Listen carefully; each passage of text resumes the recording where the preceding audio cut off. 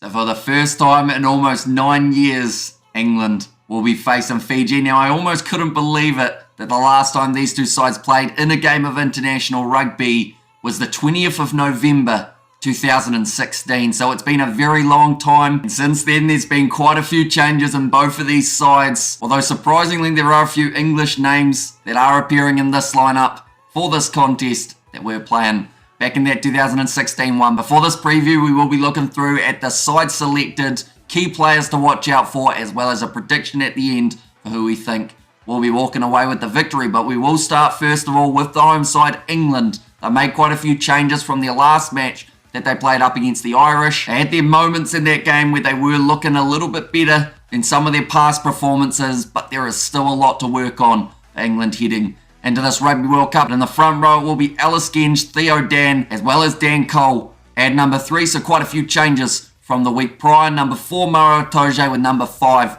being Ollie Chisholm. So Chisholm found himself coming off the bench in the last game up against Ireland.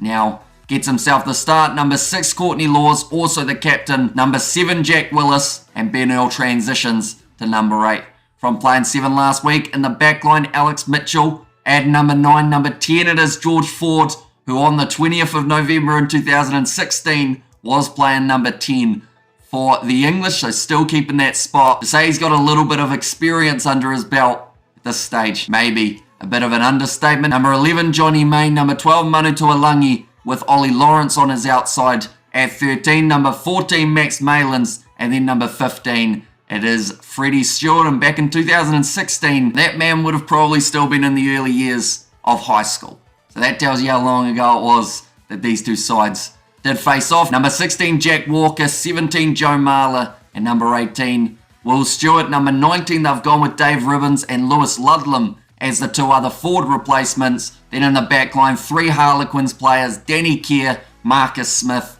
as well as Joe Marchant to close out the side. So a little bit of a new look lineup for England, definitely in that 4-pack with a few more changes made than we would normally get to see. But in that 2016 game, we saw George Ford playing, we saw Courtney Laws playing, although he was playing at 5. Billy Vunipola was there, but he is banned. Owen Farrell was there, but he is banned. There's a bit of a trend going on at the moment for the English. Then off the bench, also Joe Marler and Danny Kerr, 2 other players who are still playing. Whereas for Fiji, when looking through at that lineup for that game, there are none of these men who are playing up against the English today. They've gone with a younger side. Fiji and Draw have had a real impact on the players in this contest, and I'm looking forward to seeing what they can do. Number 1, Aroni Maui. Number 2, Sam Matavesi. And number 3, Luke Tangi. So we see a little bit of rotation. Noah Kanaveri in this game for the Flying Fijians. In the lock and jaw, it is Asoana Silasila at number 4, and Tia Ahuaru Tharika Davita starting in as the number 5. In the loose forward trio, little bit of a change. No Deri Alangi at 6, so instead it will be Albert Tuisui, a man who came off the bench in the last game up against France. Number 7, they have gone with Lakima Tangivalu, and then number 8, once again, Viliami Mata, and I feel he was one of the strongest players on the field for Fiji last week. So I'm looking forward to seeing what he can do here. Number 9, Frank Lamani, and number 10, Caleb Muntz. So the 19 combo for the Fijian Draw. Out on the left wing, they have stuck with Vinay Habossi. He was also quite an impact player in that last contest. In the centres, it will be Semi Radradra and number 12 with Waisia Nayatalevu on his outside at 13. He is also captain for this game. Number 14, Celestino Ravatamunda. And then number 15, getting the starting spot after coming off the reserves last week, it is Eliza Throa-Sisi. Looking through at the replacements, number 16, Zariel Togiotama, number 17, Hone Koroi Duadua, and number 18, Tamu Tawaki. So both sides giving a few chances to the younger players in the front rows for this game, and I'm hoping they're able to perform, because at the end of the day, we are getting very close to that Rugby World Cup. You want every player in form heading into those matches, and this last game certainly going to be a very good test. Number 19, Timo Mainavanua. Number 20, Valive Mira, normally plays 7 for the Fijian Draw. Number 21, Simeone Kurivoli. Number 22, Tite Tela. And then number 23, Kalaveti Ravovo, who did actually end up playing last week's game due to the injury of Joshua Tuisova. He did make his way into the 23-man side. So overall, both sides, with the selections that they've gone with, I think we're going to expect a little bit of crash ball in the midfield, as well as that speed on the outside. Could be quite a fast-paced game, and to be honest, I think that's what England need in this contest, because they've been trying to play structure the last few weeks, and it hasn't really been working for them. Unfortunately, something's just not quite gelling. So I think with the fact that they're playing Fiji, it may actually be a huge bonus, because they'll get to play a little bit more free-flowing rugby, which I feel will heavily benefit them heading towards this Rugby World Cup. But looking through at key players for these two sides, for the English, I think someone like a Manu Tuolangi could be crucial in this game if he can get that momentum going forward in the midfield. It allows those men on the outside, whether that's Johnny May, Max Malins, maybe even Freddie Stewart, joining into the line to really crash forward, make those extra meters. So I'd say Manu Tuolangi, if he can have a couple big runs, if he can avoid injury as well, that is the big one for the English. The last thing they want is to lose any more players, whether that's to a suspension, whether it is due to an injury, like we saw for Jack Van Poortvliet in the forward pack.